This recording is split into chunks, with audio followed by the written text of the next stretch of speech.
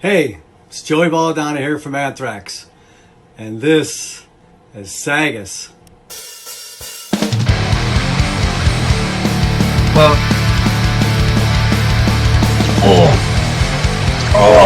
look, this is a big one. I didn't break out and join the podcast today. It is now time for Devil's Advocate. Same time, same place, awesome. What's going on, everybody? This is Corbin, the Serpent Tongue Skipwith, and I'm here with very special guest, legendary Australian comedian Steve Hughes. How are you today? I'm very well, sir. And we finally got through. Yes, finally. The audience have no idea about our struggles the other day, but here we are. We had tech issues. And unfortunately, my camera fucked up along the way, so it's always something, as we just said before recording. So now I'm talking to Bob's Burgers. Oh, Bob's Burgers. Yes. Is that that's your thumbnail? What's that from? Family Guy or something? No, it's Bob's Burgers. It was my girlfriend's favorite show, so I did like a special thing for it. A special like I paid the artist. So I thought it was pretty cool at the time. So today we'll be talking about the Kreator album Pleasure to Kill from 1986. That's the album you chose. And obviously we'll be talking about the debut as well a little bit. But mainly on this one. So first of all, I just want to ask you, what made you choose this album? Because Kreator was such a inspirational band for me when Thrash Metal first appeared, Metallica, Anthrax, Slayer, Megadeth, that was kind of the first stuff. And then I actually found the Kreator by accident. I was after Sodom's first EP when the Germans started putting thrash out. And so I ordered, you have to get it all on import then. So I ordered In the Sign of Evil from this shop in Parramatta in Sydney called Collect Records. And then, you'd wait for 2 weeks and then they ring you up. Yeah, let's come in. So we go down and I get the Sodom record. And then he goes, I've got a bunch of other German stuff in too. I'm going, all right, give me a look at it. And there was Endless Pain was there. And I just looked at the picture inside, and in fact, this is the song titles. In fact, I like to frame things. This is I don't know if this will come up on video. That's the photo of Nice in Endless Pain. I put this in a nice frame. I found it in a fucking old rock bag. I thought I'll have that. That's sick. That's the first. That's the inner sleeve from Endless Pain, and all the song titles like Total Death and Storm of the Beast and Flag of Hate, and going well.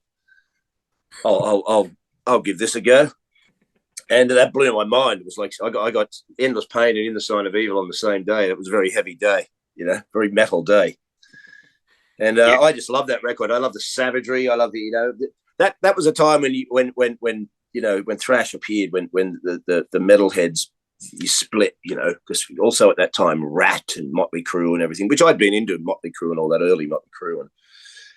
But when thrash appeared, I knew guys sort of didn't like it. They stayed with Dokken and Rat and Dio, and we all went off on this thrash sort of tangent. And then, but then I also realised that when that kind of thrash appeared, because it was less sophisticated than Kill 'Em All or Fistful of Metal or anything. Yeah, but there were certain people that sort of, I remember people going, yeah, but he's not even playing the guitar in. Like they're so young when they made that record, that first one. Some of the solos, they're not even in key. Yeah. They're not even in the right key, right? And sort of, but I never noticed or cared. Yeah, right, because that's when I realized. There's also people that are still going, but listen, he's not, mate. I don't even care. It's the fucking energy of this record. You know what I mean? Yeah. It's just fucking so raw and savage and brutal And then, so I chose Pleasure to Kill because when that came out, then we were waiting for that record. And then you saw the cover too, because the Endless Pain cover is brilliant as well. But then that Pleasure to Kill was like a step up. The cover was just so fucking excellent. And then I listened to that record the other night to do this thing. I haven't listened to that for a while. Fuck me, man. It's still just savage. And why I picked that is because one, it's such a legendary album in this whole epoch time. Sort of, that record to me, that's up there with. It's not played with the same proficiency as Rain in Blood or the same stripped down. So Rain in Blood's a beast unto itself. You know what I mean? It's like Rain in Blood's a record that's like the whole album is like one track. Yeah, yeah. You know, and you put it on, it just doesn't fucking stop. Right? Yeah. Until you know it even ends on a high. The last track on Pleasure to Kill is probably the weakest, Under the Guillotine, which is, you know, so it's not up there with that fucking status, but it's still in that handful of, like, Beneath the Remains, Darkness Descends. You know, it's got that fucking that energy. Yeah. You know, it's like it's falling off the edge of the fucking bus any minute, you know. Yeah. And it's just so fucking brutal and and also I chose those because those two first Kreator records they're all by themselves in Kreator's history. Yeah. In the sense of, you know, that they changed after that. Yeah. It's a Terrible Certainty, which, you know, I just can't get into still. I bought it the other day again on the remastered version because it's got nice packaging and stuff. And I didn't like it back in '87, and I still don't fucking like it. I just don't like it. I don't disrespect it because it's the Bridge album or where they were going to turn into on Extreme Aggression. You know what I mean? Yeah. Because Extreme Aggression and Coma of Souls are like Endless Pain and Pleasure to Kill. They're sitting in the same kind of style and epoch. And Terrible Certainties, like that bridge, they've got them between those kids that were just playing fucking underground brutal death, can't really play, don't know how to guys that are starting to learn to play their instruments. You know what I mean? Yeah, yeah. And also back then, you know, early thrash bands, like myself included, the earliest thrash bands, well, these are guys who are inspired by early heavy metal. They're not inspired by thrash because there was no thrash. Yeah, exactly. Right. So their real influences are songwriters. And when you're young and you're writing these kind of, you know, heavy metal, when it began, thrash took the song structure off into a different place. Yeah. Where it didn't have to have choruses and so forth, you know, because really when thrash came around, guitar, the focus on guitar riffs took over from focus on vocalists. Yeah. Right, because before you were listening to what Roddy James Dio and Ozzy Osbourne Exactly. and Rob Halford and Bruce Dickinson and Paul Di'Anno and Deep Purple fellas, Whitesnake, Gillan and all good singers. Yeah. You know what I mean? Yeah. But then, you know, thrash was like punk in the sense of young kids from the suburbs and stuff started to go, well, you know, we can't have. Because when I was young in the metal and in the Blue Mountains, and well, where do you find a fucking Bruce Dickinson? You know, like we're living in the Blue Mountains in the suburbs. Like, well, listen to Manowar and listen to that guy sing, and you're like, where would we even find anyone in Australia to fucking sing like this? True. You know what I mean? So it was like, now you might be able to, but back then, and so of course, singing didn't become the important thing, which, as you can tell, the singing became more gruff and demonic-like and punk and savage and raw, you know, more influenced by Motorhead and Venom and punk. Yeah, yeah. Because, you know, we're just young, untalented kids, you know, so far. These young thrash records, besides some of the American stuff, which was always more tighter and more sophisticated than the European stuff at the beginning. Yeah. It's you know, it's that's why I love that German stuff. It's got that raw, punky savagery, bullet belted, demonic fucking chaos happening about it. You know. Yeah, exactly. Well, but you know, you know, if you look at the first Kreator album, in one sense, the song structures are very simple. Yeah. They're like the way that old songs are.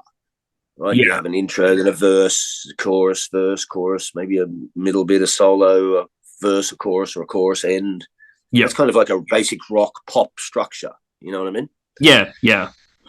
If you listen to the first Exodus album, in one sense, that besides some of the longer tracks like Deliverance from Evil and so forth, that's very song based. Yeah, yeah. You know what I mean? And whereas, say, Pleasure to Kill is more progressive in a way.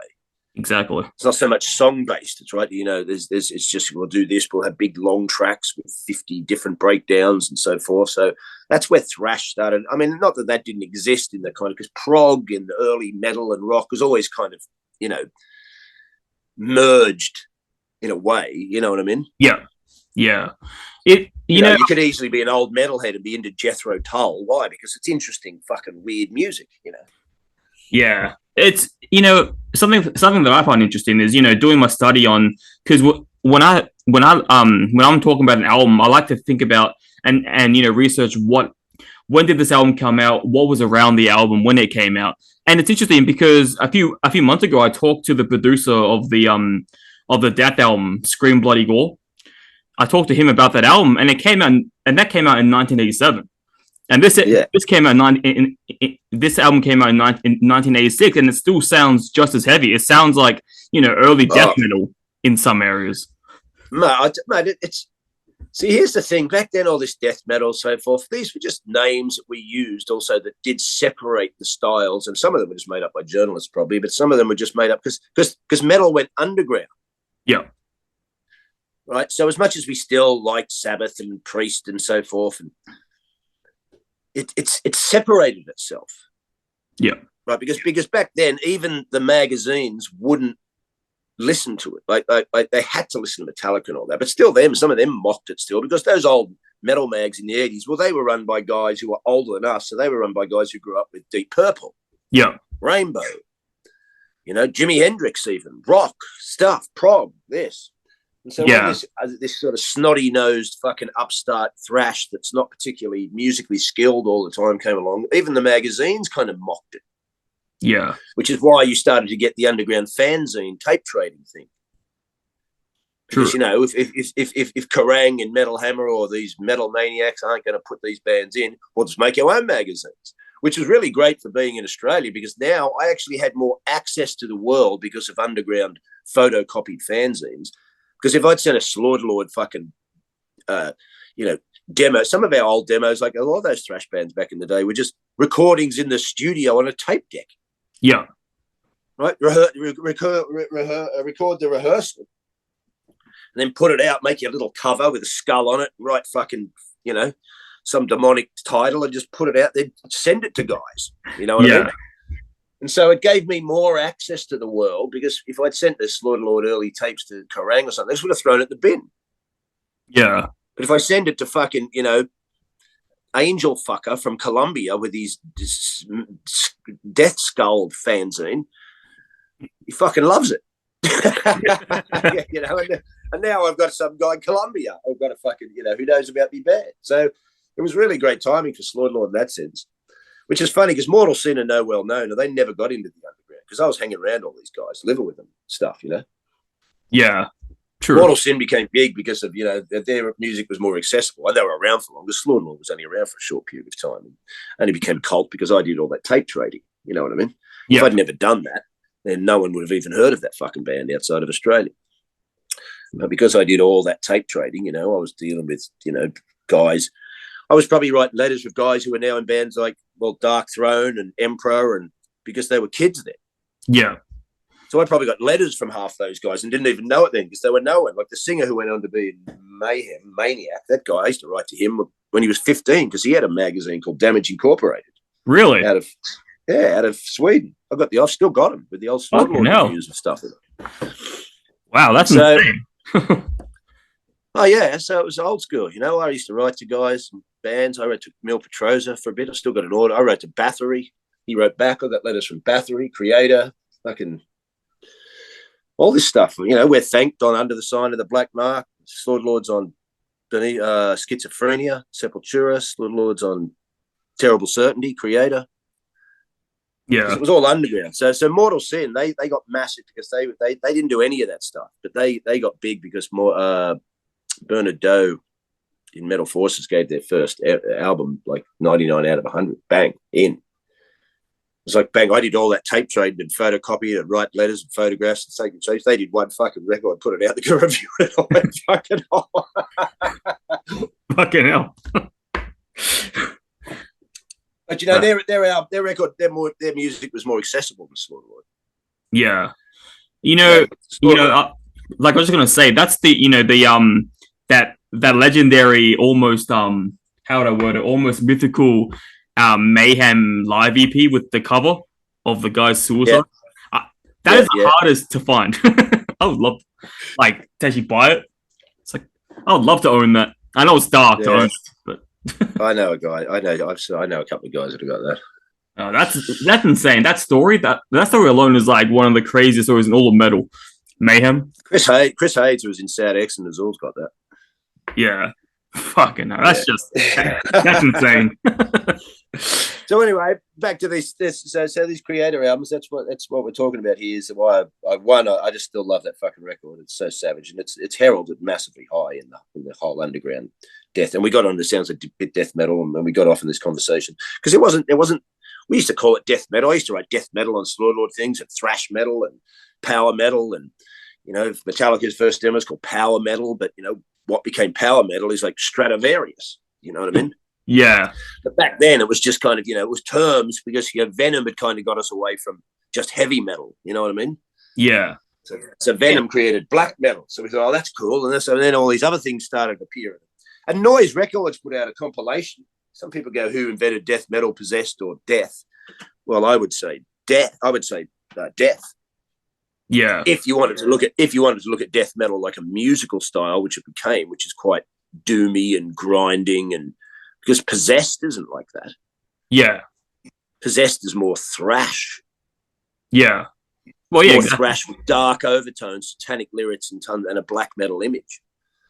But death sounds like what to me death metal.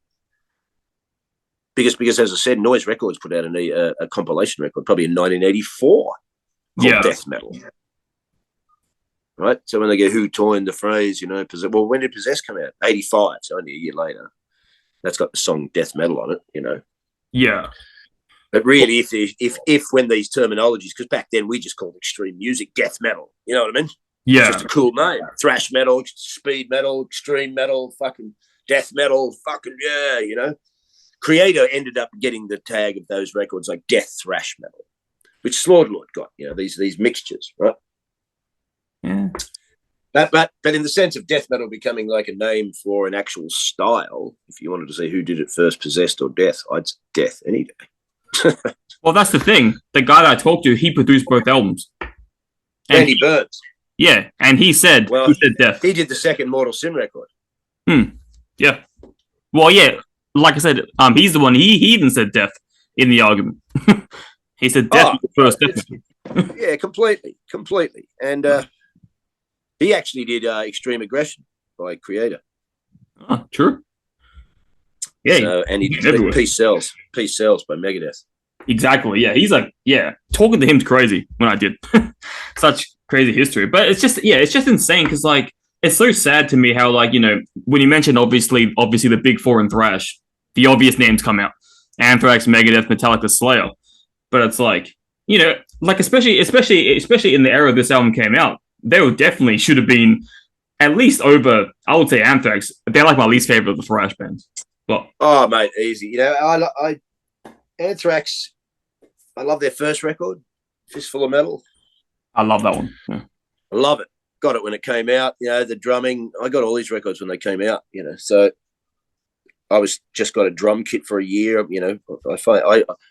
I just couldn't believe the drumming on Fistful of Metal. I still fucking can't believe it. Then I looked up Charlie Bernardi's history recently. The guy started playing drums when he was 4. I started at 16. Yeah. So he's got 12 years on me. So when I heard, I couldn't believe fucking. I loved it. See, Fistful of Metal lacked the guitar crunch that Kill 'Em All had. Yeah. Kill 'Em All out of because they say Megadeth, Anthrax, Slayer, Metallica, but out of all those 4 first records, Metallica gets called the thrash band because it's the one with the most grinding, cutting, what became the fucking muted guitar sound.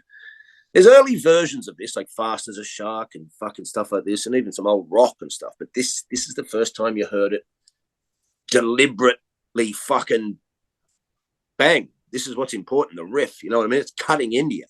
Yeah. In fact, the other best record with that sound is around that time is fucking Bonded by Blood. Yeah. That production is cutting. The riffs cut, the thrash cuts you on those records. First Slayer record, it's great because it's more extreme, but it's not as. I don't think Slayer became Slayer until Haunting the Chapel EP. Yeah.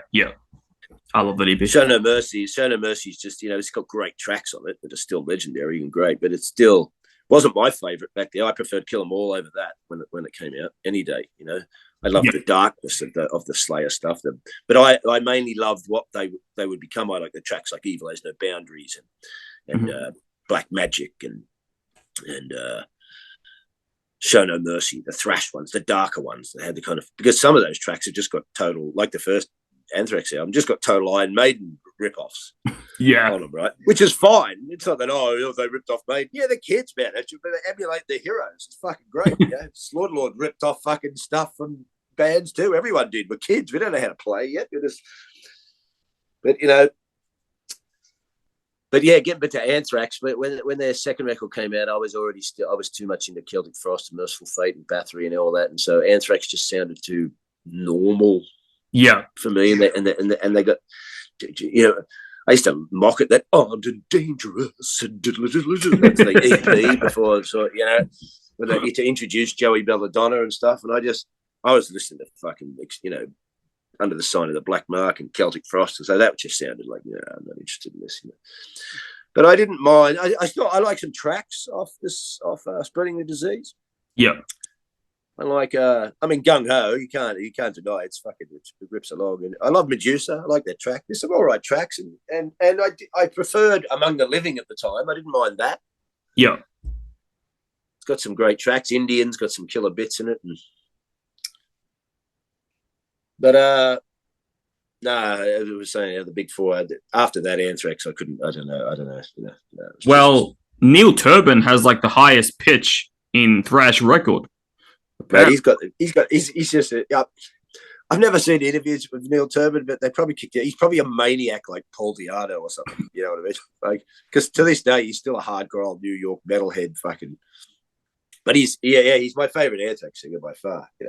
Whenever I listen back to that album, Fistful of Metal, those high pitches always get to me. It's like fuck. Like, Slayer had some early pitches back in like Show No Mercy days, but they never hit Neil Turbin.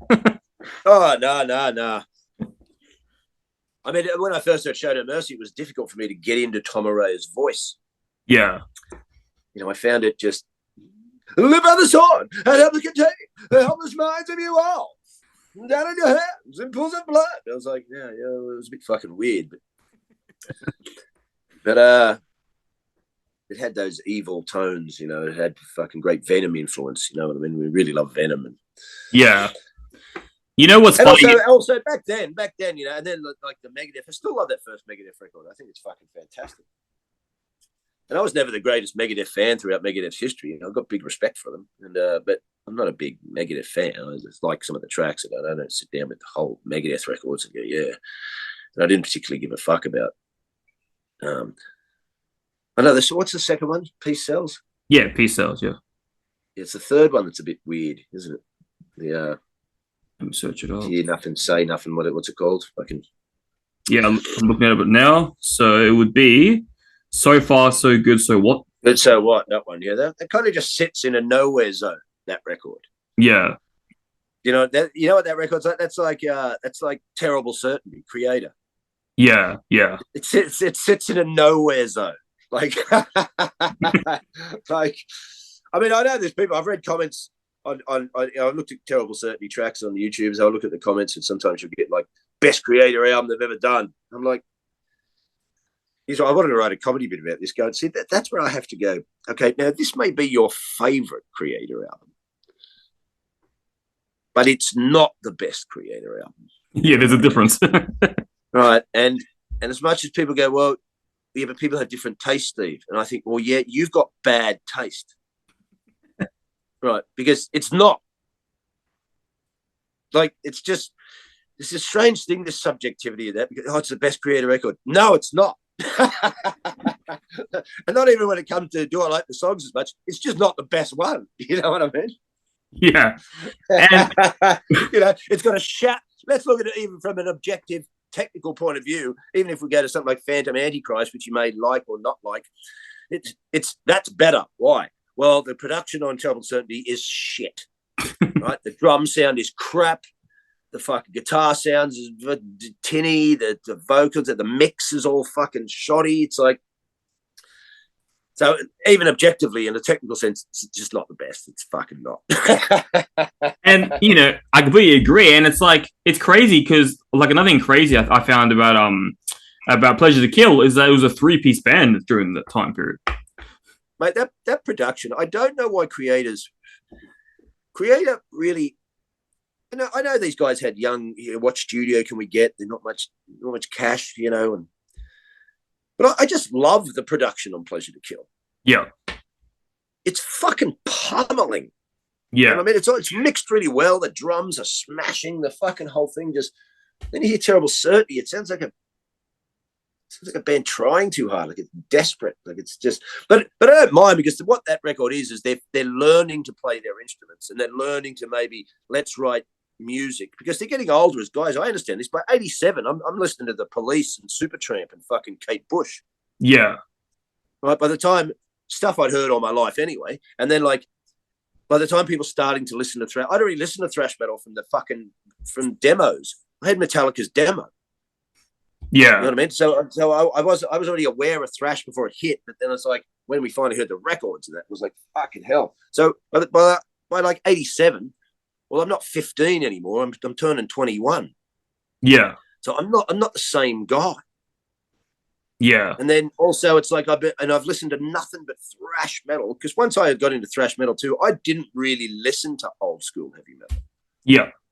Right. I was like Henry Rollins. He said he liked Led Zeppelin and Journey and rock and stuff. And then he heard the Ramones and the Clash and was just bang. It was like he was born. Yeah. And that's what I felt when I heard thrash. Yeah. It's like, bang, I just disconnected I separated my thrash records from my traditional heavy metal records. Yeah. They weren't the same thing. I didn't put I next to fucking Iron Angel and Iron Maiden. No, they all got separated because to me that was a whole different fucking ball game, right? Yeah. And this was the one I was in. Yeah. You know what I mean? Like, I love those fucking early Maiden records and Priest and stuff, but I'm not in their fucking game. You know what I mean? Yeah. I've only had a drum kit for 3 years. We're all underground and we just, it was like that punked him. It's like when you saw Metallica on the back of Kill 'Em All and Kirk Hammett's got a Venom black metal badge on that meant everything. Mil Petrosa in that photo I just showed you then, and he's got a Manowar patch on the side of his fucking, because Manowar was kind of underground then. Yeah. Manowar was, especially when you're in a country like Australia, no one had heard of Manowar except metalheads, Yeah, exactly. And so,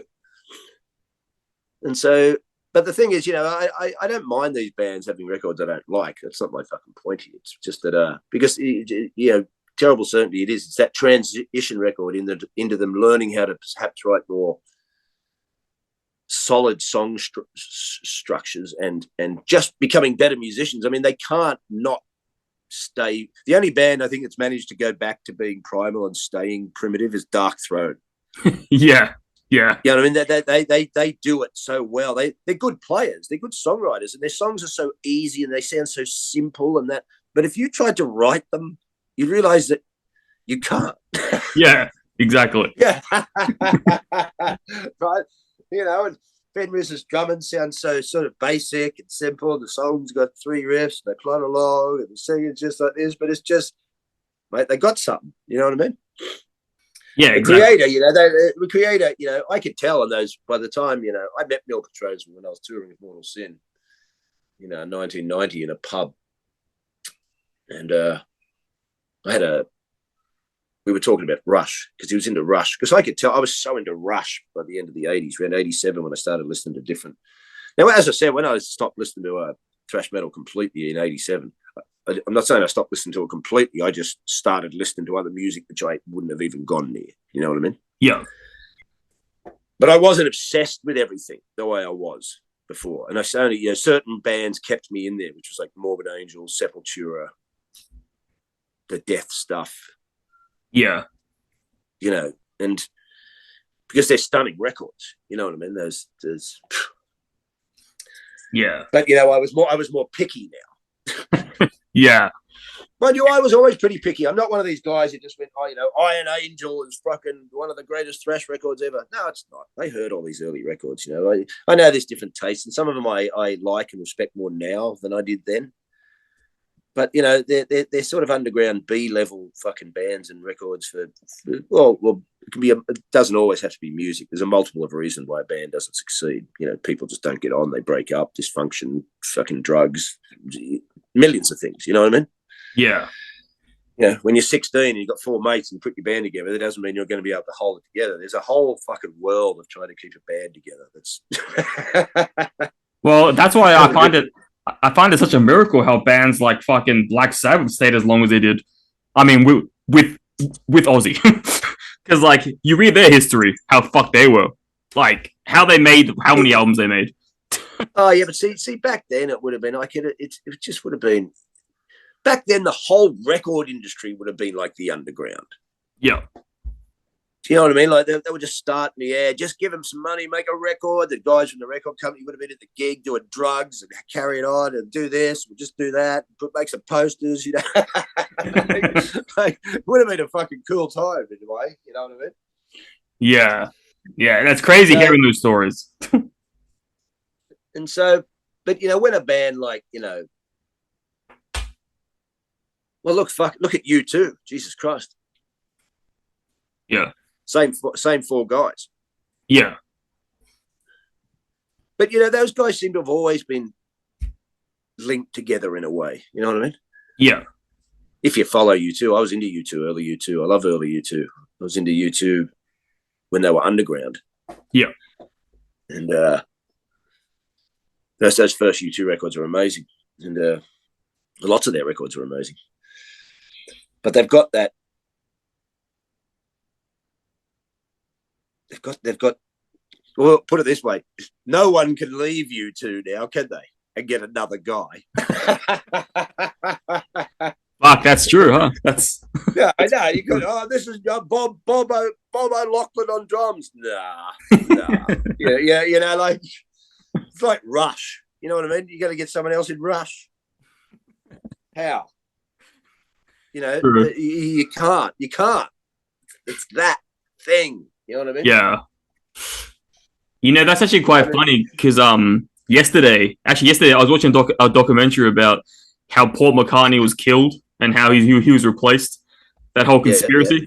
Yeah. I was watching that, and I'm like, it's true. I was watching. I'm like, fuck yeah, that's crazy. Wouldn't it, mate? Anything with that. I've been in conspiracies for fucking decades. So. But don't get me started on that because I'll fucking rant at the time. I'm sitting here now fucking funny watching all these videos and YouTube things and people talking about this and the fallouts of feminism and this and how come this is happening and all this shit. They go, I've been telling you what's been happening for fucking years. And not just me, but like because I learned off other people who've been telling people for decades. Yeah. I saw a thing this morning going, look at this speech from 1964 from this American congressman. How did he know the future? Because people have known about this shit for fucking ages. Exactly. Right? But you weren't listening, right? Yep. No one was listening. Yeah. So anyway, let's not get out there. Let's stick to metal. So, in fact, we haven't even got. Let's dissect Pleasure to Kill in one sense.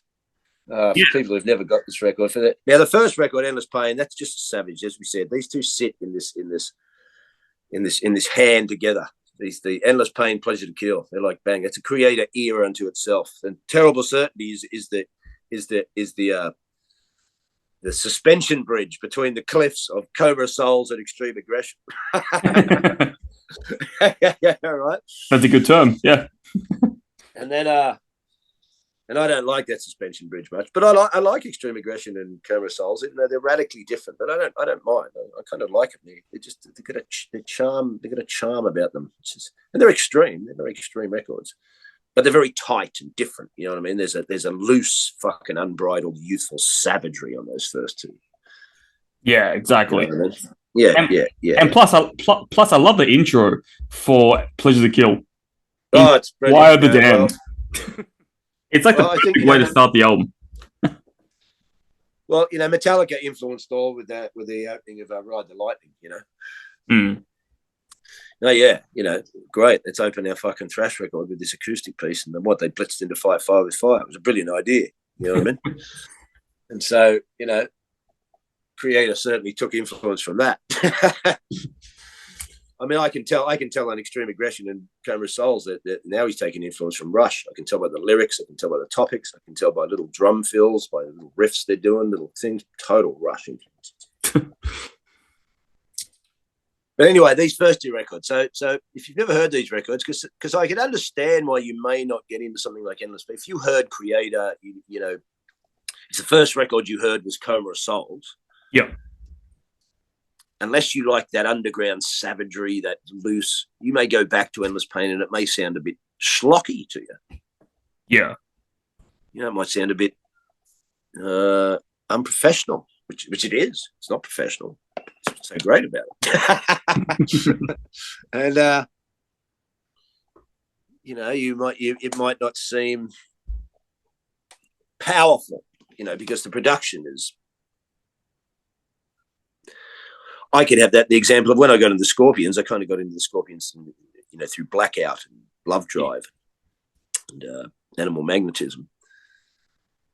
And so if I went back and heard the early Scorpions, even though now I'd listen to it and appreciate it much more than I did then, because of the way I grew up and getting into Number of the Beast, all these records in the early 80s, the production's a bit better. When I heard those early Scorpions records, they just sounded like old hippie rock. Yeah. You know what I mean? And I wasn't that interested. I'm not Yeah. Now I go back and listen to it, realize it's really masterful stuff. You know, but because of the production and when you get into stuff, you know, it acclimatizes your ears and your feelings about things. So I can understand if you got into Kreator through Pleasure to Kill, or even if you were younger, got into it through Phantom Antichrist or some of those records, you know, Violent Revolution or whatever it is.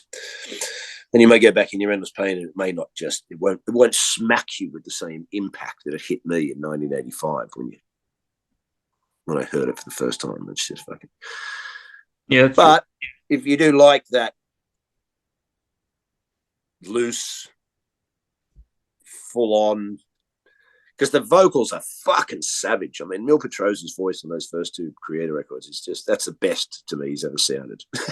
Yeah. Because it's, you know, I understand he's young enough to be doing it then and then smart enough to realize, fuck, I don't know if I can keep doing this. Even though it's not as if his vocal style now is anything, you know, light or pandering. But it certainly sounds a bit more sort of strained than that to me now. You know what I mean? Yeah. Whereas then I like the, because his voice on Total Death stuff, it was so fucking, what it was, you know, it's an early incarnation of that high-pitched black metal singing. You know what I mean? Yeah. Way before. It's such an influence. That's why these records are so fucking full on. They influenced tons of that stuff. Tons of it, you know. And it would have influenced death metal as well, probably. Oh, of course it did, because you know, because all that became that influenced death metal, like guys who were death metal thought, yeah, that will become death metal. No, it was just young guys trying to become more extreme. Yeah. Right, and then terms got put on the music they were making. I mean, Slaughterlord's got some of the first blast beat music ever recorded. No one knows it because they wouldn't think it's a blast beat anymore, but it is a blast beat, right? Yeah, because it's like the way you play a blast beat. Because we just used to listen to Hella Waits and Exodus Blinded by Blood on 45, speed it up. And I used to think, look how tight, fucking full on that sounds, right? And I started to go, imagine if we just try and do now Charlie Bernardi from Anthrax, he would say he made the first blast beat by. On SOD, Stormtroopers of Death, by that song Milk. Yeah. Where he's basically doing a snare roll as the drum beat. But I wouldn't call that a blast beat. Yeah. I can understand him thinking, okay, it's the first time he's put it in the sense I'm just going to use this that's so full on. But it's not so much a blast beat. The first blast beats, I think, are Slaughterlord, Cryptic Slaughter, Napalm Death,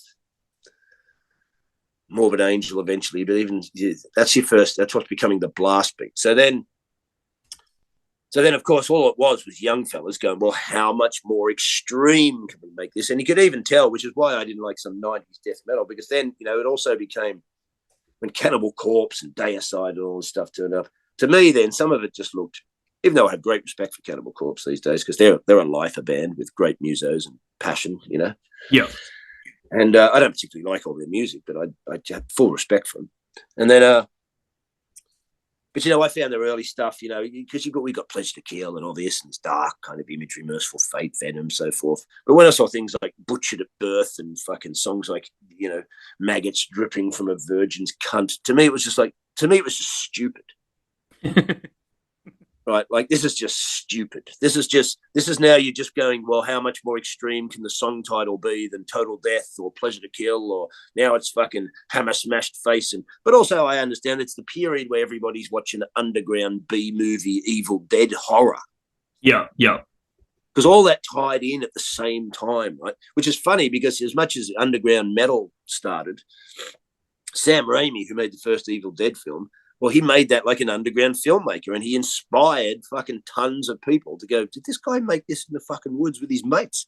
And so then people were, so that was like early thrash in the sense of, well, maybe we can just do this. We can't play. It's like early punk. It's that punk ethos. You know what I mean? Yeah.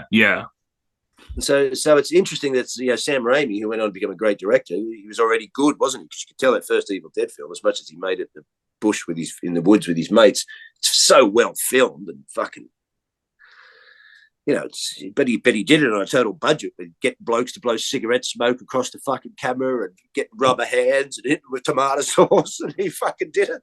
You know what I mean? Yeah, fucking doesn't get enough appreciation. So it was funny that whole break away from the system. This is why I hate woke, miserable, moaning PC fucking idiots, right? Because they're sitting there demanding they get everything. No, the whole point of breaking away from a system, you fucking idiots, is to what? Do it yourself. Yeah, I agree. You don't demand the system accommodates you. I mean, I'll tell you how the system accommodated me. I went on the fucking dole. There you go. There you go. I was a fucking young, dysfunctional, traumatized fucking metalhead in a country that had no fucking scene at all. What am I going to do? I can't get a job. I'll go on the dole. There you go. The government helped. You know, I didn't feel any guilt for it. My grandfather paid decades of tax. I was getting some back. Fuck it, right? But you know, Sweden, those countries, some of those bands could become bands because the Swedish government at one point gave these guys money to stay in bands. Yeah. Right. But that was big. But that's through things like going, well, we don't need everyone from small towns where there's no work flocking into the cities where no one's going to have work. We're going to have more poverty. So will you stay in your village? Okay, what do you want to do? You want to make a heavy metal band? All right, there's some cash. Live there. They went, all right. So it's much better for writing lyrics out here anyway. Well, yeah. Excuse me. I'm sure you can think of some pretty savage. Yeah, let's not get started on PC fucking idiots, right? So, No. So yeah, that first Kreator record, yeah, you know, if you've ever checked this stuff out, you should check it out. And but the second one, I don't understand why you couldn't get into the second one, even if you'd heard later Kreator. You know, if you heard later Kreator like first, yeah, because that record to me it still holds up. It's like you can still get into Beneath the Remains. What's that? 1988. Yeah, right? Yeah. But that record that's got the fucking X Factor on it. Yeah. That's what Pleasure to Kill's got on it. It's got the fucking X Factor on it. You know? I think the fucking Endless Pain's got the X Factor on it as well, but some people may not hear it. But, you know, Pleasure to Kill, bang, it's pretty fucking in your face. Same as, you know, Darkness Descends, Dark Angel. It's a big revered album through proper metalheads, but it's still a record that just gets kind of not mentioned when it comes to massive thrash. You know what I mean? Yeah, exactly. And it's a monster. You know what I mean? It's a fucking beast. And you know, yeah, like as we were saying, not to repeat too much, but yeah, this should have definitely been this band, especially from this album, their first two albums, should have been over Anthrax in the Big Four mention. And you know what's ironic to me, the best Metallica album is Ride the Lightning. That's my opinion. It may not be the best one, but to me, it's my favorite. Yeah, it's your favorite. Yeah, okay. You know what? It's always most people's favorite. There's some like the Kill 'Em All. I get that, but the old school, it's always between Ride the Lightning. See, Ride the Lightning and Master of Puppets, they sit together like fucking Coma Souls and Endless Pain and Extreme Aggression, like Pleasure to Kill and Endless Pain. Ride the Lightning and Master of Puppets sit together. Yeah. in a frame. They're kind of the same record in a way. Yeah. They start with an opening. We go into the thrash song. We go into the big second epic. We go into the third eclectic song. We go into the ballad. We go into this. There's a bit of a change up in the thing on side 2 of Master compared to Ride, but basically the same thing. And the sound was sort of around the same. And I can understand. Personally, I prefer Master of Puppets, but I could easily understand why Ride the Lightning could be your favorite Metallica record. You know what I mean? Yeah, completely. There's a feeling about it. It's like Heaven and Hell and Mob Rules. They sit together. Yeah. And they're both brilliant records to listen to. And then you go, oh, I like Mob Rules the best. And then you put Heaven and Hell on, and you go, oh, but there's something special on here too. Yeah. Yeah.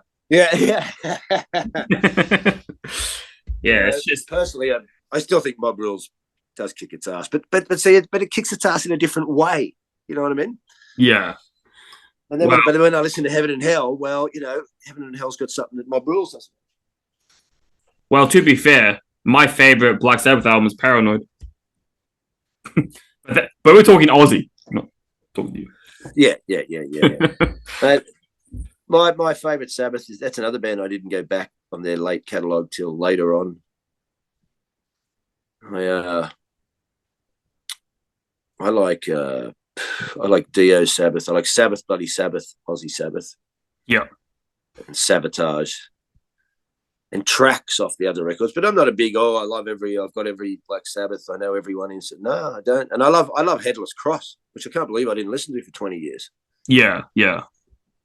And it's just a monster of a fucking record, that thing. Verging on being a bit, it's that horrible reverby drum sound the 80s like to do, but it doesn't quite fucking fall into being a fucking shit. It's just on the border. It's all right. Fucking hell. But no, I'll be honest, until I talked with you, I heard of Kreator, but I never really dove into them as much as I should have. But then thanks to this setup, I finally got to listen to them, and it's just properly. And yeah, it's just like it's just insanely insanely criminal how much they're not mentioned compared to the other, obviously the obvious big four. Well, they're put in the, because there's the big four, but this is all just, press stuff really. So it gives you a way to, have a title which the press can use so everybody understands what they're talking about in the sense of American thrash. Yeah. Yeah, true. But Kreator always get put in that's the German big three: Sodom, Kreator, Destruction. So they do get their due in that sense. People know. And they're legendary. They're still going, And I bought their last record, and there's tracks on it I love. There's tracks I like on tons of later Kreator records, but it's that fucking guitarist, the other guitarist, the Finnish guy. Yeah. Great guitarist, but his flourishes, like he does themes and sort of, harmony sort of themes over the riffs. They're too flowery. Yeah. I don't need, I'm not sitting here like some fucking 56-year-old bloke who listens to thrash metal every fucking day, but I'm when I listen to Kreator, because they're still fucking Ventor's still smashing it out. Yeah.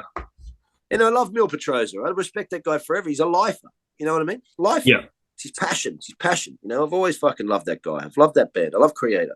Haven't always liked all their records. Big periods of my life, I didn't listen to fucking much metal at all. And then, but they're still there. You know what I mean? Yeah.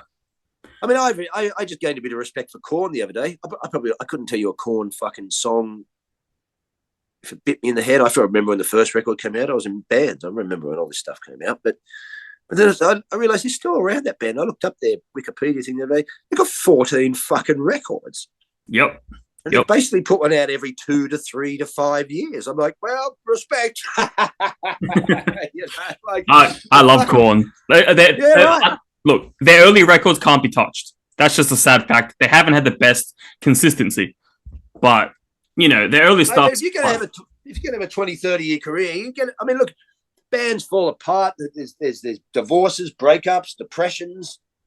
fucking, look at Kreator. They've got what? They've got the first two we're talking about. You get the Bridge album. You get Endless Pain. Extreme Aggression, Coma of Souls. They're starting to head out. They're doing some big tours. Then they do Renewal. Why? Because they're interested in now experimental, because that was what the underground was then. You could experiment. You know what I mean? People didn't attack you. So they were getting into more voivod and probably industrial sounds and stuff like this. So they tried to give it a go on Renewal. Didn't succeed. Yeah. Some people would like it. I've tried to get back into it to see if I was missing something back then, being a 19-year-old guy that was, in between listening to fucking Beneath the Remains and fucking Sting records. But no, it's just the production's not that great. It's guys who are interested in a form of music that they can't. It's like when Metallica go, we'll do something with Lulu. Well, it doesn't mean doesn't mean you can do everything. You know what I mean?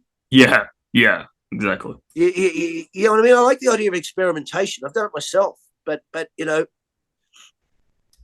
sometimes you just can't. You don't. That's not in you. It's not in you to be Lou Reed. It's not.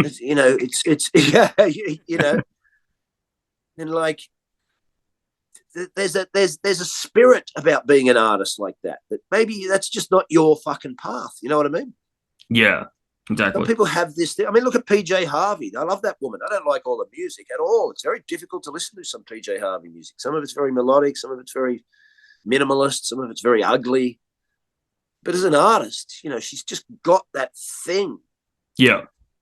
She can do a video by sitting in ugly fucking pants without no makeup, not looking attractive, in black and white on a wooden chair, and basically just sit there for the whole clip and you think, oh, is it that easy? It's like when I was young and looked at some stand-up and it looked easy because masters who were doing it made it look easy, didn't it? Yeah. So I'd watch, it looks like they're just telling stories. And then you get on there and realize, fuck, there's more to this than met the eye.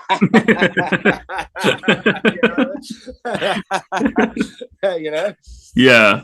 And, I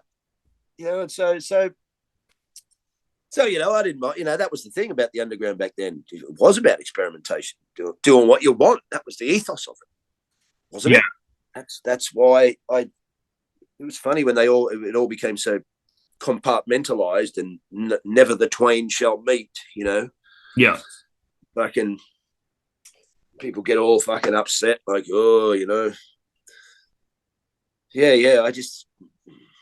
I've never got upset when bands change their sound if I don't like it, because they never formed their band with Steve Hughes' personal taste in mind. You know what I mean? Unfortunately. So that's fair enough. And if their life is they're going to want to experiment, that's why I didn't care when Metallica changed. It's just that it seems like it's for cynical reasons. And when Metallica changed, they really changed. And it wasn't that good. Yeah. I didn't think the Black Album was that weird a change for Metallica. What? Oh, there's hardly any thrash songs. Metallica hardly ever had thrash songs. Yeah. They just got called the first thrash band because you heard that Razor guitar on Kill 'Em All, and they had Motor Breath and fucking Metal Militia and Hit the Lights and so forth, and then they had Fight Fire with Fire. But really, how many thrash songs are on Ride the Lightning? 2.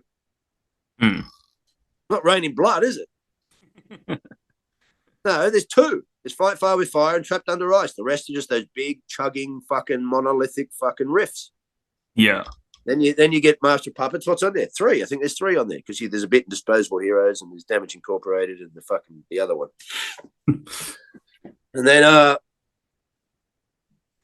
of a sudden they're going, oh, Metallica slowed down. They've always been slow. Right. So I didn't find. I'd rather listen to the Black Album over Injustice for All any fucking day. That's like a sin to most people to say. I'm like, I can't stand the sound of that fucking record. I like the guitar sound on Justice for All. It's pretty fucking heavy, and I like the song Blackened. There's some good songs on there, but I can't listen to that fucking shit drum sound. Yeah, exactly. And I'll tell you what. There are 2 bands in history that have the perfect discographies: Sex Pistols and Joy Division. Perfect discographies. You know how many fucking records have Joy Division got? 2. 2, yeah. Both amazing. So it's possible. Well, what happened to Kreator? Kreator did Renewal, and then I think my entire history and Kreator is not impeccable in my memory. But then I think it was that when Ventor may have left. Yeah, I think so. Yeah. And so then they put out Cause for Conflict eventually, and then the bass players left, and now it's basically Mil Petroza with two new guys. You know, so he's the one. He is Kreator in a way. Yeah. Yeah. Him and Ventor. Ventor just fell off the fucking tracks for a few fucking years to get his shit together. Probably just because I understand he's been running around the world doing this, and all of a sudden he's like might have a girlfriend, he might have had a kid. You know, it all gets to you. It's fucking full on. As much as it's fun running around touring, it'll blow most people to bits. You know what I mean? Yeah, it definitely wouldn't be. Yeah, it definitely wouldn't be for me. Yeah, no, I've taken people out on the road to take photos and stuff. 2 days in, 3 days in, they're like, "Oh fuck, man, how do you do this?" Oh well, 60 dates to go. Oh, fucking hell. But yeah, Cause for Conflict. It's a crap Kreator album. Yeah, the cover's shit. They're on what Gun Records? What's that? You know what I mean? The cover's shit, the production's shit, but Mil Petroza's still going at it. You know what I mean? Still going. He's still fucking going at it. And then he did the Endorama and all that stuff, you know. So he wanted to go experiment. So I respect the guy. Yeah. You know? His experimentation doesn't particularly seem cynical to me. Yeah.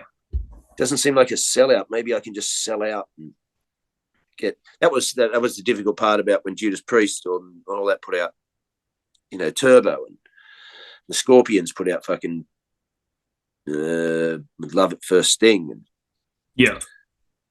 Is it now to those guys, because they come from old school, to them it wouldn't have been cynical. It just would have been business. Yeah. Yeah, because the funny thing is those guys from old Priest and Maiden and all that, well, they understand business. Whereas people from the thrash and underground world, well, they sort of reject business because they're from the underground. Yeah, true. So they can be more brutal on their underground bands if they do anything that seems like selling out. Yeah, exactly.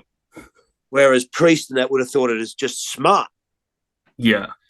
And whereas but you can see it's a bit cynical because when you put out Defenders of the Faith, because Screaming for Vengeance, Number of the Beasts, Blackout, those records got those three bands notice in the States. Yeah. At that time. It was a mad merging time, 1982. Motley Crue's coming around, so it's all glam and that and Racked and everything's Dokken and all that's coming. But you got Maiden, Priest, except sort of Saxon didn't quite make it, but Scorpions, they started to hit big in American radio. So you can tell the change. Look at Turbo, and what's affecting them? Well, the 80s. What else is happening in the 80s? Well, there's electronic music's coming in new romantic stuff, post-punk. Yeah. So what's on Turbo in that? Well, that experimentation. But Def Leppard have already done it before, but better. Yeah. Yeah. Right, because they're not trying to be metal, right? Yeah. Well, that's true. But their record's not called Defenders of the Faith. They're not standing there on Harley Davidsons with whips and that. No, Def Leppard are quite willing to go, no, we're writing fucking pop songs, man. Right? Rock pop songs. I love Hysteria. Fucking brilliant record. I love early Def Leppard. It's fucking great. And masterful songs. Brilliantly put together. And they got that Mutt Lang guy doing their production. So he gets a little over the top on Hysteria. So I can understand why people wouldn't like it because it's gone a bit sheeny and fuck. But the songs are great if you like pop fucking. And but he's a great producer. You get a bit middly widdly on that stuff. But he did fucking Highway to Hell and Back in Black. You know what I mean? Yeah. And I was going to say, I have to say, just in Judas Priest's defense, in 2018, they released a banger of an album, Firepower. Firepower, brilliant, right? Yeah, it's fucking great, mate. Even Turbo's got a bit of love these days. Yeah, right. Yeah, I see people, and some people got into Priest around then, Ram It Down. So that's the records they got into it. So it's no different to them. It's like I got into Rush around through Moving Pictures, but then not really got into it till about 86, 87. So then Hold Your Fire comes out, which all Rush fans hate, right? But to me, it's fucking, I love it. Right? It just sounds like classy rock guys, mature guys writing fucking big, epic, classy, but all the early Rush fans go, well, where's all the prog and the guitars? And they're all upset. I can understand why, but it's still, I sometimes think you're missing out on a good fucking record, right? But I and I even know, sometimes the songs on Turbo and that now you hear people. I watch a lot of rock shows and stuff, and people do go when you hear them live, they're you know, and they go, when they do play Turbo Lover, mate, fucking the crowd goes mental. So it's kind of got a bit of love these days. You know what I mean? Yeah, exactly. But then you could see the sellout. KK Downing got a perm. All the studs and leather vanished, and some weird shit came in. We got ditzy little flying V guitars, not the original Michael Schenker looking ones. We got some little modern thing. We're all trying to be a bit 80s and all that. No. Because also when that's happening, what's happening to us? Well, we're now getting fucking Kill 'Em All. Yeah. Bang. So it's all merging at this time. You know what I mean? So I was really I got into Maiden in 82. By 85, I was kind of out of being into Iron Maiden. Yeah. And I respect Iron Maiden for my whole life. And if someone said, you want to go and see Iron Maiden tomorrow, I'd go. But I really don't like Iron Maiden after Power Slave. Yeah. I can understand why. But most people got into Maiden. A lot of the black metal guys from Scandinavia, they got into Maiden because they're probably about 10 years younger than people like me. They got into a lot of Maiden through Seventh Son. Yeah. A lot of them, that is their Number of the Beast. Yeah. Well, and you can tell someone because it's got those big epic fucking things on it. You can see the inspiration from bands like Emperor and that. You know what I mean? Yeah. Well, I was gonna say the Maiden album that I rented the most, because we had a library that had Maiden CDs for rent, and I used to rent Fear of the Dark. That was my go-to album. I mean, I still love Number of the Beast, but Fear of the Dark was the album I rented most. I listened to most of my CD player. So I wouldn't even know that album. Yeah. I haven't listened to Maiden. I haven't bought a Maiden record since Power Slave. Oh no, I bought Matter of Life and Death once. But I just don't. I don't like Iron Maiden music much. I don't like just and because Steve fucking Harris took over that band. Yeah, it's Steve Harris's band. I understand. I'm not a fucking Jesus Christ. I understand metal, but to me, once Clive Burr was my drum god when I was young. I saw Number of the Beast tour. It was Clive Burr. He is fucking one of the best rock metal drummers just ever. Yeah. And what he gives Iron Maiden, which Nico McBrain, who's a great drummer and a lovely guy when you see him in interview and that, seems like a great guy. And a great drummer. But I don't like Nico McBrain's drumming. Yeah. And see, Clive Burr is 4 on the floor. You know what I mean? He's 4, and which is good for Maiden because they've got a lot of twiddly riffs.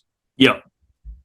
You know what I mean? So when you've got Clive Burr there, he locks, he gives you something solid and driving and fucking powerful to have all the twiddly fucking going around. But Nico McBrain plays twiddly. Yeah. And then all of a sudden, when you get past Power Slave, which is Peace of Mind, which is monstrous production, probably their biggest production, it goes to Power Slave, which is not that great production. There's something twiddly, and that's when I started to realize it's all getting a bit. Steve Harris has taken over, I think. I saw the Power Slave tour, and I was up the front. All I could hear was that clinking bass, clink, clink, clink, clink, clink, clink, clink. and you can hear it on records now. It's all where's the bass in Iron Maiden? Clive Burr gave them some fucking bass. He grounded that band to the fucking into 5th gear, Yeah. But Nico McBrain, wonderful drummer, but a colourful, imaginative drummer. Yeah. But he's a bit more jazzy. You know what I mean? Yeah. Well, apparently their new album is like prog. Their latest one? Well, no, people say, mate, I've checked out enough rock shows and Iron Maiden fans, and I've listened to a couple of tracks off it. It's not so much prog, it's just that they have 2.5 minute fucking acoustic intros that fucking don't do anything. That's fucked. Not for me. No, Maiden is it's not my favourite type of music. I'd go and see them tomorrow. And I think, they'd say Metallica is the biggest heavy metal band in the world, but I'd say, no, I think Iron Maiden is the biggest heavy metal band in the world. Yeah. Because I know this is a weird way to argue it. But see, when I go and see Metallica now, if I went and saw Iron Maiden tomorrow, I'd feel like I was at a heavy metal gig. Yeah. But if I go and see Metallica, I don't feel like I'm at a heavy metal gig. Why is that? Because there's tons of just mainstream fucking rock fans. Yeah. Right, and they're going to do a, and we're just going to hear all. We don't hear any of the old stuff, or if we do, it's a medley. Yeah, I've got to sit there like a dog waiting for scraps at a table. Yeah. You know, last time I saw Metallica, I just walked out. I just can't fucking do it. Fair enough. Yeah, why are you doing a Bob Seger cover live? I know you recorded your Bob Seger cover. You like Bob Seger. Fair enough. Good on you. Whatever. I don't care. Great. I bought a Bob Seger 7-inch the other day. Cool cover. I'm just, yeah, this is live. Every time I listen to Bob Seger. You have a point. Like, yeah. Why didn't, and please don't play fucking For Whom the Bell Tolls again. Yeah. Jesus fucking Christ. I don't want to fucking hear it. Christ, I covered that in Slaughterlord. Fuck, I don't want to hear it. Yeah. There's not another track or fucking Ride the Lightning. Oh, no, it's just, Metallica wanted to go into that world, They wanted to break away, and they wanted to become in the realms of U2, Rolling Stones, Pink Floyd. That's Maiden aren't in that bracket. Yeah. Sure. Maiden are a massive longevity band that has inspired millions of people and kept millions of people. Brilliant. But they've still got a heavy metal thing about them. You know what I mean? Yeah. Whereas to me, Metallica pretend to have a heavy metal thing about them. Sure. And when James Hetfield can come on stage with his denim jacket with fucking Tank patches and Venom patches, I can't deny that guy wasn't listening to Tank and Venom in 1983. The guy invented fucking thrash for us all. Yeah. Legend, right? But now it's like a cynical move. Yeah. It'd be good because their last record. Here's what's so funny: their last record, which has got some all right tracks on it. What was it called? The fucking Death Magnetic, is it? No, that wasn't the last one, but that is good. No, not Death Magnetic. The yep, looking it up now. It is. Let's see. The Hardwired to Self-Destruct. Yeah, I was going to say something about destruction. But... So I thought I was driving to Melbourne from Sydney one day, and I had that CD. I thought, well, there's a decent stereo in here. I'll stick that in. And I'm listening to it. There's some chunky riffs on there, and okay, that's rocking. And I'm like, what? But where's that? See, Metallica always had above other bands, which is what made them stand out from other bands. One of the aspects that made them stand out from other bands, especially when we first had records like Ride the Lightning, no one had heard a fucking guitar sound that fucking thick. Yeah. Mate, when I heard The Thing That Should Not Be, it was so great to hear those records, and no one had heard guitars this fucking weighty. Yeah. This is what the Anthrax kind of got on fucking Among the Living, Yeah. Slayer got their best production ever on Rain in Blood. Slayer have never had big, they've never had, Metallica always had that, Megadeth haven't had it, because they didn't write the same type of music. But Metallica had that thick, bass-laden, monolithic wall of fucking guitar. Yeah. When you heard fucking Ride the Lightning, the track, and the fucking, it was just huge. And when you heard The Thing That Should Not Be, and fucking, it was just so massive. It made my Celtic Frost and all that record sound like fucking wimpy pieces of shit back in the day. You know what I mean? Yeah. You put the chug riff on from Return to the Eve on Morbid Tales, and it just for a period of time, it sounded like If they came in with a thing that should not be done, gong. Yeah. And they've got it on Injustice, with the drums fuck it up, and they've got it on the Black Album. Now, here's the irony. They've got that on load and reload in the sense of that sonic weight. Yeah. But they don't have it on fucking hardwired to self-destruct. As much as the riffs are chunky and they're muted and down-picked and that, but that sonic undertonal weight they used to have is not there. Yeah, yeah. Which is funny because now those load of that records in one sense they're heavier. That is pretty weird. Yeah. Yeah, because they've still got that Metallica tonal sonic weight that fucking used to shine through on their fucking productions, you know. So yeah, they're a hard band to get into these days. I never can lose respect for them because they were, you know, they're a major fucking God. They were the heavy metal cowboy gods. You know what I mean? Yeah, exactly. Yeah. They inspired fucking millions of us, and they were brilliant. Wrote such amazing tracks, and also I think one of the first bands to bring sort of personal lyrics into heavy metal. Do you know what I mean? Yeah.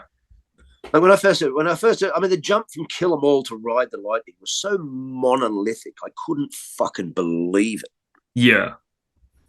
You know, it was so much more mature, and probably because Cliff Burton had a say in the fucking writing. Yeah. You know, because he knew how to use chords and chord structures and how to use fucking add 8 notes and hey, no, don't do that. Harmonize this, make it sound like this. He knew how to do all that. You know what I mean? Kill 'Em All sounds like a bunch of fucking teenage boys, and Ride the Lightning sounds like a fucking bunch of men who have come out of a fucking out of a ritual. Or so, you know what I mean? It's like yeah. It's so massively different. And I think you know what they did is they brought the idea of personal lyrics, which is something you'd usually equate with sort of more mainstream music, but not heavy metal. But they brought that in really because Maiden didn't do it. What did Maiden sing about? Prostitutes and history and fucking myths and wars and priests. What are they singing about? Rocking and doing this and so forth. And who's singing about how they feel, like in Fade to Black? You know what I mean? Yeah. No one in metal. Metal was always about what? Well, just girls and partying and rocking and violence and Satan and or conspiracies, weird ideas, write lyrics about films. You know what I mean? Yeah. Horror, like you know, they gave you horror, but no one gave you like, you know, like Neil Young writing a fucking song about his fucking son that's passed away or his wife has divorced him or something. You know what I mean? Yeah. That was fucking puffy shit, wasn't it? Times have changed. yeah, right. So Metallica, you know, you got to give them that. They brought that in. But now I think, you know, it's like, I think people let Metallica, you know, big bands get away with a lot of stuff. Have you ever listened to that metal channel, the guy, the Rageaholic guy? No.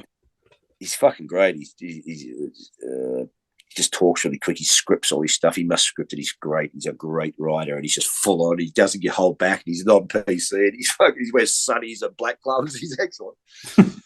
But he did a review of the Maiden record the other day, and I like what he said. He goes, yeah, you know, because he's a younger guy, but he knows a lot about metal, and he loves mainstream, you know, hard rock, different types of metal. He loves it all. Yeah.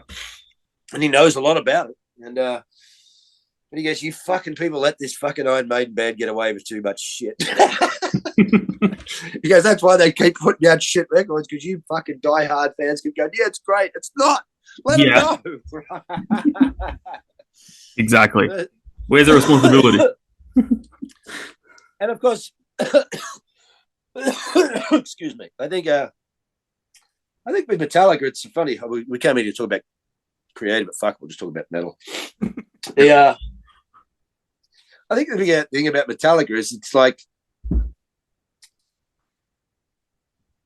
there's Maiden don't have a big betrayal era. Yeah. Do you know what I mean? Yeah. They don't. Motorhead have never even had 1 second of not being cool. Yeah. That's true. They haven't had they might put a record out you don't particularly like, but they've never had 1 minute of not being fucking real and fucking cool. And Maiden really haven't got a big, there's records people don't like, and they've lost fans over the years. With me, they haven't lost my fan as a heart. They've lost my fan as a music listener, Yeah. But I don't fucking hate them. And it's like, but there's no big betrayal era of there's the Blaze Bailey albums. That's not a betrayal. The guy left, and they're trying to replace this fucking monster front band. You know what I mean? Yeah. Why they chose that guy, who fucking knows? And it's a difficult fucking guy to replace. You know what I mean? A lot of people,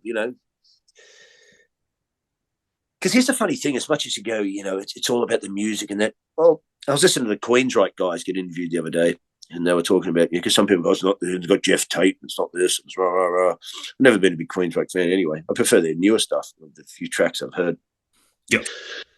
But one of them's going, well, it's some of those should maybe just put it aside and just understand it's about the music.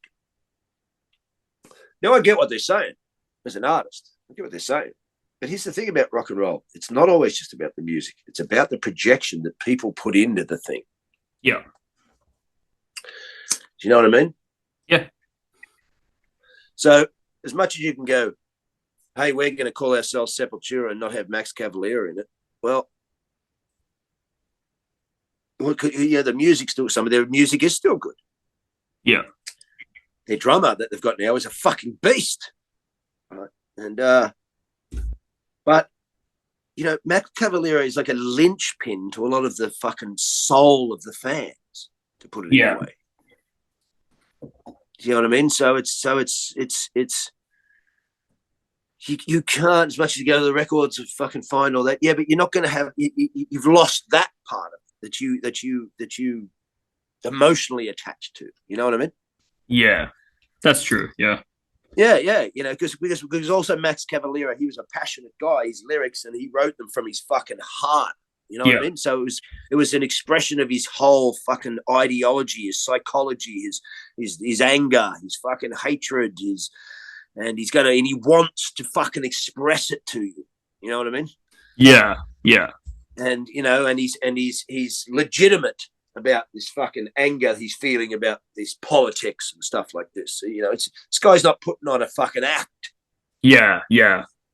Right. Exactly. So it's not just about the music, because you bought into something else. You bought into the realness of it. You were acclimatized to the expression of what this guy is. You feel it a part of you. Yeah, maybe you feel anger at the same politics and so forth, and you're connecting to it through this fucking conduit, this totem, this guy. Yeah. And then you go, we'll just replace that thing. I learned that when I broke up Slaughterlord. You can't just break up things. You didn't realize what you had till you broke it up. Yeah. There was a magic there. As I said, you could see a bunch of master musicians cover a Rush song note for note. And I've watched guys like Primus and guys from Dream Theater and that cover Rush songs, master musicians, right? You can never get it like Rush. You're not wrong. You're not wrong. You just can't, right? Because there's an unseen fucking spirit going on. Yeah, exactly. It's not the same. Yeah, as much as you go, it's just about the music. I know what you're saying, but it is and it isn't. It's not just about the fucking music. When those guys went and toured the Death without Chuck Schuldiner, it's like, what are you talking about? It's like Death is Chuck Schuldiner. Yeah, exactly. Yeah. Completely agree with you. Who else is it? Like, well, yeah. Tim Ross, whatever his name is? No. That's fucking... That's like if you wanted to fucking... You wanted to go out and play Autopsy without Chris Rayford. Like we're talking about. Yeah, see how that works out for you. Yeah. Isn't Autopsy Chris Rayford's fucking soul? You know what I mean? Yeah. How do you do? It's like the greatest comment I ever heard. Like I forgot where I found it, but the greatest comment still makes me laugh to this day. The comment of being, Led Zeppelin is the greatest cover band of all time. And I mean, hard to argue. Never been a Led Zeppelin fan. And I've never been a guy that disliked Led Zeppelin. I just don't really know Led Zeppelin. Never listened to them. I listened to fucking Stairway to Heaven on the radio when I was a kid and fucking loved it. It sounded so mystical and weird. And when the heavy guitar came in, maybe that was the earlier stuff that made me go, I've got to get into fucking heavy stuff. But just would have sounded like old hippie music to me. So going, sorry. I've been into metal for since '82, since Under the Beast, and by less than a year and a half, I'm going to have Kill 'Em All and fucking Show No Mercy. I've got no time for fucking Led Zeppelin. No, that's fair enough. Yeah, right. I'm not a guy that got into metal when I was fucking 10 because my older brother had a fucking secret collection and I used to hear Sabbath and Zeppelin coming from his room. I didn't have any of that. Yeah. My father didn't have a record with a fucking electric guitar on it. Yeah. Living with my father was like living with someone from the 1800s. He's listening to fucking opera and Gilbert and Sullivan, and my father was in some kind of time loop. Because there's guys my age will go, yeah, my dad showed me Jimi Hendrix. My father probably didn't know who Jimi Hendrix was. Fucking love me some Jimi Hendrix. Oh, did you hear? Getting back to our topic that we started on, if you've never heard these early Kreator albums, go and do yourself a treat. I was going to say, real quick, did you hear today Jeff Beck passed away? Yeah. He's one of these guys who I've heard about my entire life and never got into listening to, but probably had heard because he'd probably been on a million records of songs that I don't. Yeah, true. And then when I sat down and listened to the guy, I went, fuck me, mate. Now I know what all the fucking kerfuffle's about. Well, I first discovered him in the Yardbirds, Jimmy Page's first group, before Zeppelin. So he's fucking, he's just a monster, isn't he? Yeah. The guitar's just welded into his fucking soul, isn't it? You know what I found funny, though? Like, a story that I found funny is apparently Led Zeppelin got apparently when they tried to do Dazed and Confused, which was a Yardbird song at the time, there was like a lawsuit for it, but Jimmy Page was part of the Yardbirds. It's like, how is there a lawsuit when one of the members of the band is part of your band? Like, he helped make it. Jimmy Page. Yeah. That's business world. Something I probably should have acclimatized myself better over the years. Maybe more people would know the way. Yeah. Well, yeah. If I didn't do jokes about what I do jokes about. Nothing better than just two metalheads just having a conversation, Like, yeah, mate. I love talking about music. I love. Well, there's one thing, there was a period. There's a period for a lot of guys my age. Yeah. Like, you ever watch Sea Tranquility, that show on YouTube? I know. Comes out of New York. It's great. The guy's about exactly my age. He loves prog, and he saw all the old thrash, and he saw it all and loved it. And he's been into Kiss since the '70s and Sabbath and everything. He's a musical. He's been reviewing records since the '90s, and now he's got a YouTube channel. It's fucking great. I love horror films. They talk about metal and prog and rock and music. It's just great. Yeah. And then. But he kind of went the same. The '90s kind of. That's when he got really into prog and that, because it was an era where I think there was a lot of era my guys were just kind of like, we thrashed ourselves to death. We got a bit older, and then the music just became a bit. You realise that you could find. See, when I got into Rush, people got into Rush in the '70s, but I didn't get into Rush till about 1986. When I got into Rush, it was like.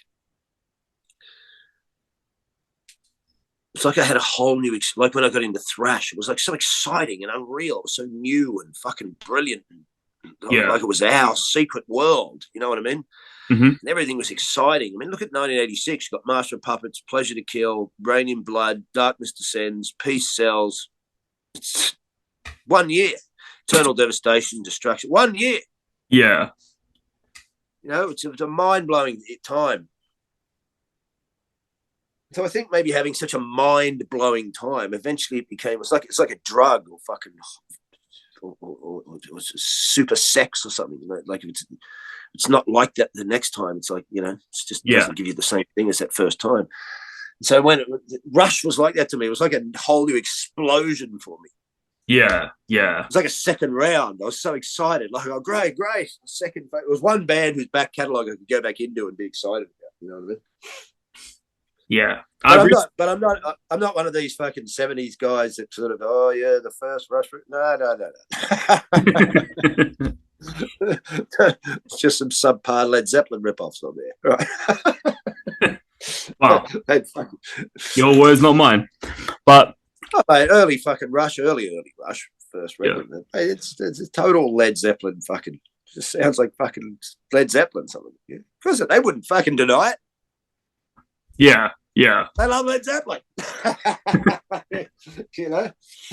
As do I. But yeah, what are you going to tell me? What the bits on the first Slayer and Anthrax albums go? Oh, I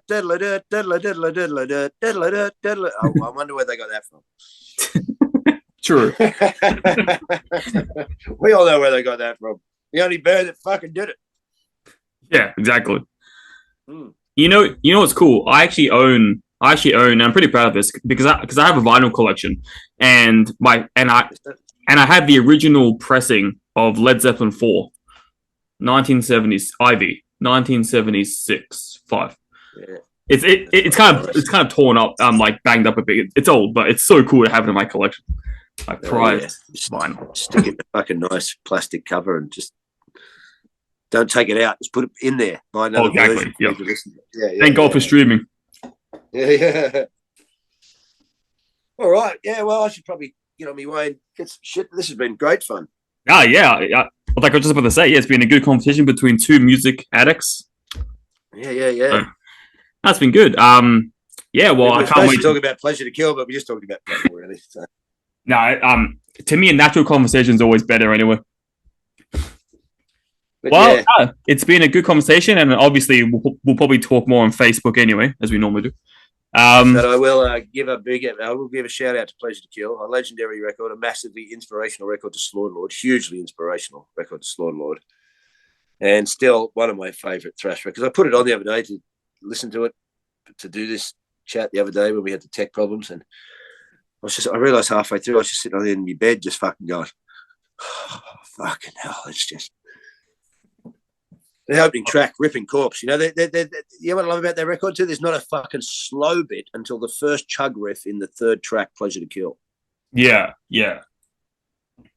Because, we all like back then, we have a thrash bit, then we'll have a heavy chug bit, and then we'll go into the solo or something. That's so great about that record. There's not one fucking slow bit until that fucking riff. It just starts, and it grabs you by the throat and fucking crushes you. Well, I'm glad you helped me get back into that band again, because if it wasn't for talking to you, I probably wouldn't have clicked on it again. So, it works. Yeah, it's a win-win. Yeah, no worries, brother. All right. Well, thank you very much. I'll send this to you once it's all polished on my end, on my editing. I'll send it to you. All right, brother. Beautiful. All right, have a good one. Thank you again. All right. No worries. Yeah.